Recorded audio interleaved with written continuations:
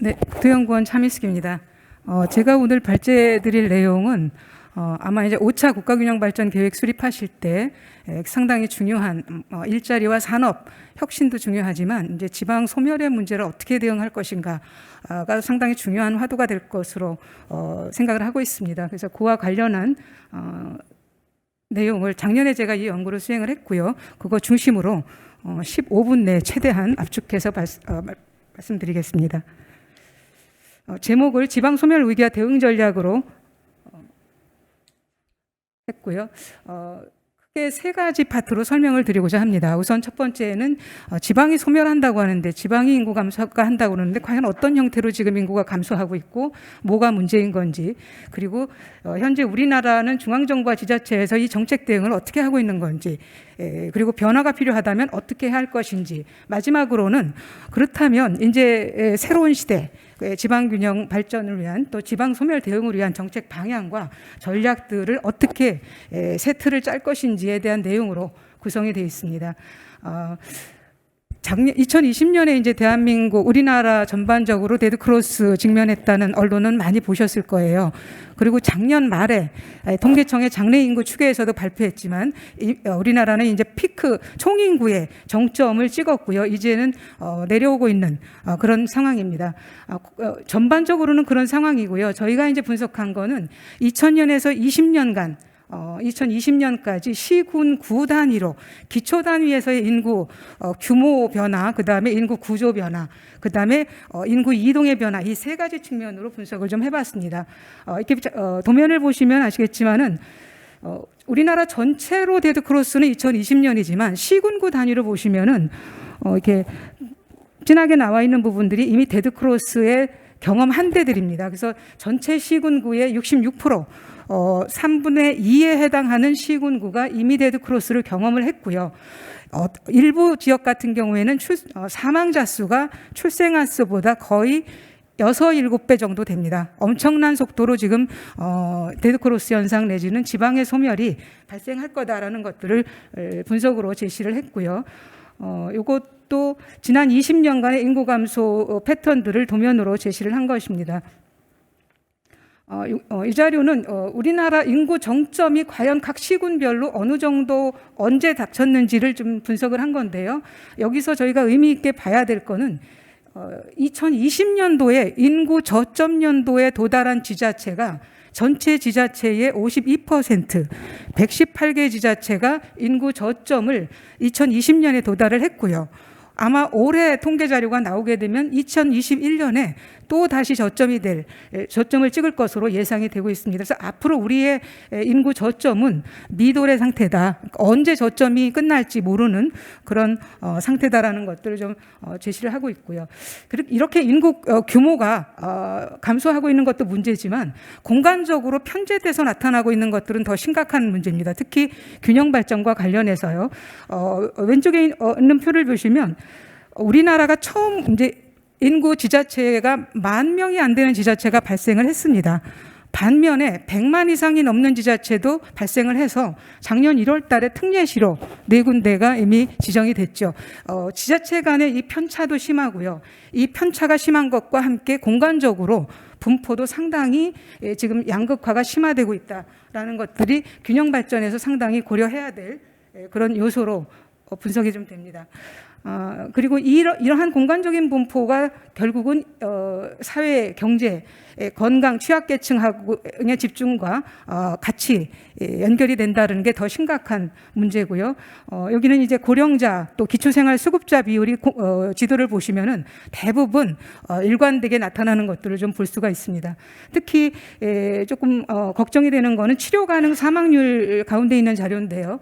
치료가 가능한데 사망하는 비율이 강남에 있을 때보다 경북 영양에 있을 때 거의 4배 이상 사망으로 이르게 된다고 합니다. 이게 우리나라에서 지금 벌어지고 있는 그런 현상입니다. 그래서 이러한 격차에 대한 어떤 국가적 대응이 좀 필요한 시점이고요. 그러면 이러한 인구 감소가, 지방이 인구 감소가 되는 요인이 뭘까? 많은 분들이 다 알고 계시긴 해요. 그 일자리와 교육 때문에 간다고 하는데, 실제 저희들이 보니까 인구 감소 지역들에서 공통적으로 나타난 거는 사회적인 증감입니다. 그러니까 인구가 유출이 되면서 인구 감소가 발생하고 있고요. 또 한편으로는 지금 지자체의 출산력이 도시나 서울의 출산력보다 훨씬 높습니다. 그러니까 저희들이 지방 소멸한다 그러면 많은 분들이 지방에서 아기를 안 낳나 이러는데요. 실제 그렇지 않아요. 실제 시군에 가면 의성 같은 경우에도 상당히 인구 감소 지역으로 알려진 지역인데 작년에 1.76 정도 하거든요. 그러니까 우리가 알고 있는 것들이 조금 다르다라는 말씀을 좀 드리겠고요. 여기서 힌트를 얻을 수 있는 거는 우리가 인구 문제를 막 고민을 하고 있지만 그 문제를 해결하기 위해서는 지역적인 어떤 접근 이런 게 필요하지 않을까, 이런 고민들을 한번 같이 해주셨으면 좋겠습니다. 이거는 인구 이동이 어떻게 이동하고 있는지에 대한 건데요. 이게 연령별로 좀 다른 패턴들을 보이고 있었습니다. 20, 30대들은 주로 이제 저희가 3년치를 분석을 했는데요. 도의 군부에서 엄청나게 빠지고 있습니다. 뭐 이미 아시다시피. 반면에 5, 60대들은 도의 군부로 다시 들어오세요.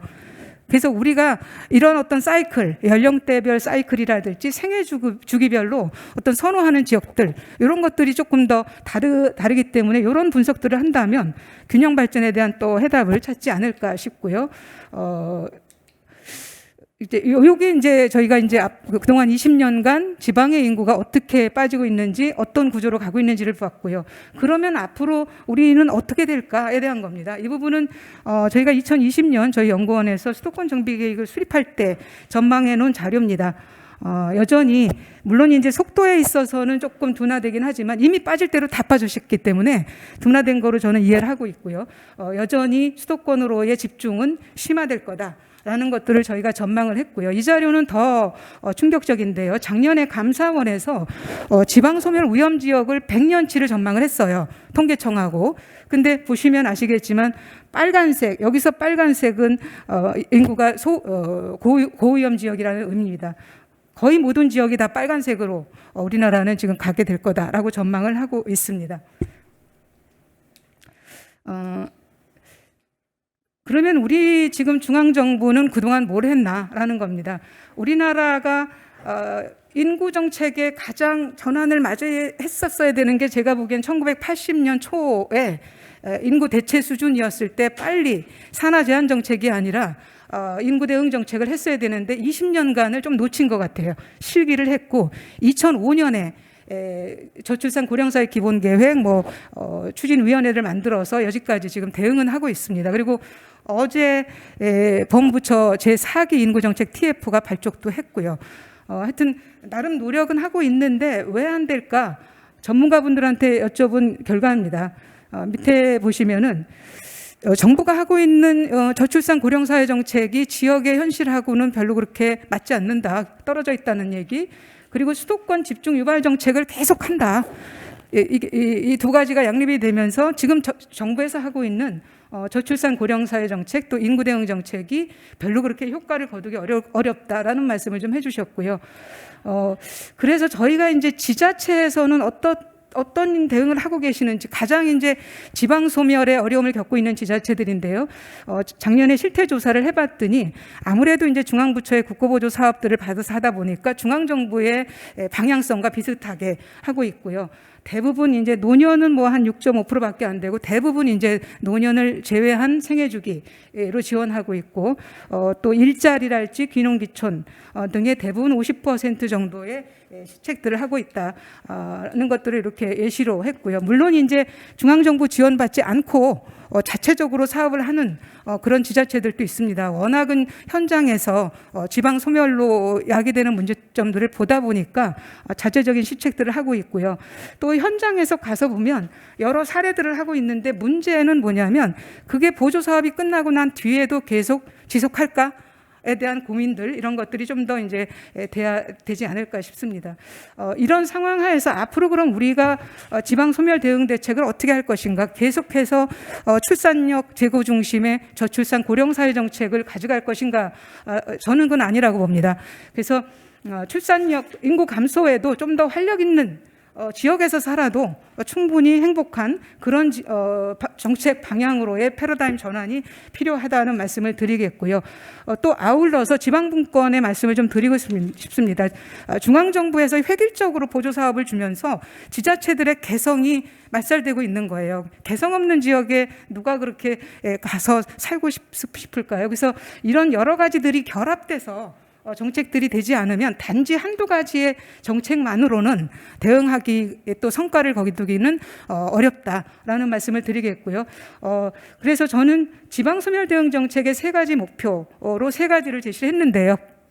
첫 번째는 활력 있는 지역입니다. 인구가 감소에도 불구하고 지역에 있는 분들 또 외지에서 오신 분들이 또 여러 가지 활력을 좀 불어넣어 줄 수 있을 것 같고요. 또 동등한 삶의 질, 자립적인 지역, 이 3가지의 목표를 제시를 했고요. 이걸 달성하기 위한 전략과 정책 과제를 제시를 했는데요. 몇 가지 중심적인 것만 설명을 드리도록 하겠습니다.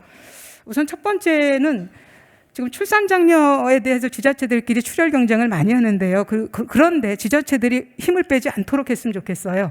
그래서 국가가 출산 장려에 대해서는 책임을 지고 지자체들은 자기네 지역에 가장 특화된 특성적인 것들에 조금 더 시책도 발굴하고 할 수 있도록 국가와 지방의 역할을 다시 재정립해야 된다라는 말씀을 좀 드리고 싶고요.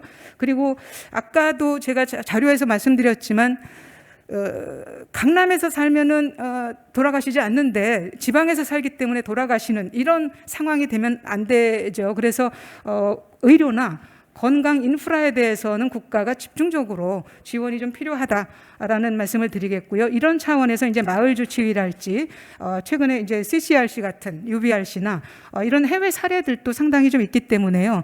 이런 것들을 좀 더 전격적으로 지원하고 추진할 필요가 있겠다는 겁니다. 두 번째는 아까 말씀드렸죠. 개성 있는 공간을 만들어서 지역 정주 인구뿐만이 아니라 생활 인구들이 와서 여러 가지 물건도 사주고 지역의 활력을 높여줄 수 있는 그런 정책인데요. 이를 위해서는 유연 거주를 제도화하는 게 핵심적입니다. 그래서 저는 이제 이 연구를 하면서 이지역 거주랄지 다지역 거주죠. 그다음에 복수 주소제 이런 것들을 제안을 하고 있고요. 당장은 어렵겠지만 이제 국회의원분들이 조금 더 힘을 쏟아주시면 충분히 가능한 게 아닐까 싶고요. 두 번째는 이제 매력 공간 창출과 관련해서 지금 지역에 보조 사업 하면서 여러 가지 시설들이 엄청 많습니다. 노후화되고 그리고 그거를 운영하는 과정에서의 적자도 엄청납니다. 그래서 그런 부분들을 어떻게 자산 관리를 체계적으로 할 수 있도록 한다든지 좀 더 창의적으로 활용하게 하는 그런 정책들이 필요하고요. 아까 관계 인구 이지역 거주와 관련해서 이제 일본 같은 경우에는 체류 인구, 관계 인구라는 개념까지 지금 쓰고 있습니다. 그래서 한 3년 됐어요. 시범 사업을 한지. 그래서 작년에 시범 사업에 대한 평가를 했는데 일본의 관계 인구는 전체 인구의 한 15% 정도로 추정이 된다고 하고 있고 이제 어떤 형태로 관계 인구들이 지역과 관계를 맺는지 이런 것들이 분석이 좀 돼 있습니다. 그래서 우리나라도 지자체별로 상당히 특징적일 것 같아요. 그래서 그런 관계 인구의 유형이나 지역에 도움이 될 수 있는 사람들을 좀 더 검토하고 분석하는 작업이 필요하다. 그리고 세 번째 전략은 많은 분들이 이제 일자리 때문에 수도권으로 많이 가시죠. 지역에 일자리를 만드는 부분인데 실제 지역에 일자리가 없진 않아요. 가보면. 근데 이제 젊은 친구들이 희망하는 그런 일자리가 없어서 지금 그런 문제가 있는데요. 하여튼 일자리와 관련해서는 좀 더 젊은 그룹 또 새로운 시대에 맞게 스마트 인프라, 스마트 시스템으로 좀 더 레벨업 시킬 필요가 있을 것 같고요. 또 이 이외에도 여러 가지 가업 승계, 영농 승계에 대한 건 많이 되어 있지만 비영농 서비스에 대한 승계, 가업 승계나 이런 부분에 대한 규정들은 없습니다. 그래서 이런 것들을 통해서 지역에서 안착하고 살 수 있도록 하는 이런 것들을 좀 더 제안을 드리고자 합니다. 네 번째는 지역 간 교류, 협력과 상생의 공존의 문화 확산인데요. 많은 친구들이 지방에서 태어나서 서울에 올라왔다가 내려가지 않으면서 지금 이 상황이 발생을 하는 겁니다. 그래서 저는 서울이나 수도권들도 지방의 도움을 받은 거예요. 이 알토란 같은 분들이 와가지고 생산성을 높여준 거거든요. 그래서 이 빚을 서로 지고 있다라고 생각을 하고 있고요. 그래서 도농 간의 교류 프로그램 같은 것들을 좀 더 지자체들이 주도적으로 할 수 있지 않을까 싶고요. 요 뒤에 자료 보시면은 서울시에서 마침 지역 상생 발전 계획으로 지금 4년차 계획을 하고 있습니다. 그래서 넥스로컬 프로그램에서 서울 청년 시골 창업 하다 뭐 이런 아마 슬로건들을 많이 보셨을 텐데요. 실질적으로 청년들이 내려가서 지역에서 살면서 지역의 비즈니스 모델을 만들고 지역에 활력을 좀 넣어주고 있는 그런 사례들이 있습니다. 그래서 이런 것들이 좀 더 서울뿐만이 아니라 대도시들도 확산이 됐으면 좋겠다는 생각을 하고 있고요. 또 지역 간 연계 협력과 생활권인데요. 10,000명도 안 되는 지자체가 발생을 하고 앞으로도 이제 계속 생길 겁니다. 이제 그랬을 때 그들이 과연 자립적인 공공 서비스를 받을 수 있을까에 대한 고민들을 지금 하고 계시고요. 그런 차원에서 지역 간의 연계 협력 문제, 그리고 생활권을 공유하는 문제, 이런 것들은 좀 더 제도적이고 체계적으로 마련이 돼야 될 것으로 제안을 드렸습니다.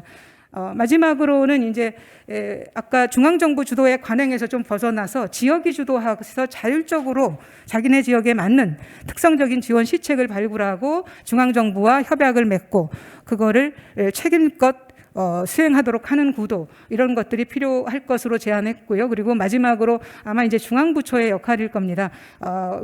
지방소멸 위기 대응과 관련된 여러 가지 모니터링 시스템이랄지 여러 지자체들에서 지금 새싹처럼 성공 모델들이 조금 있습니다. 그래서 그런 모델들을 잘 다른 지역에 응용하고 확산하도록 하는 그런 역할들이 이제 중앙정부가 해야 될 것 같고요.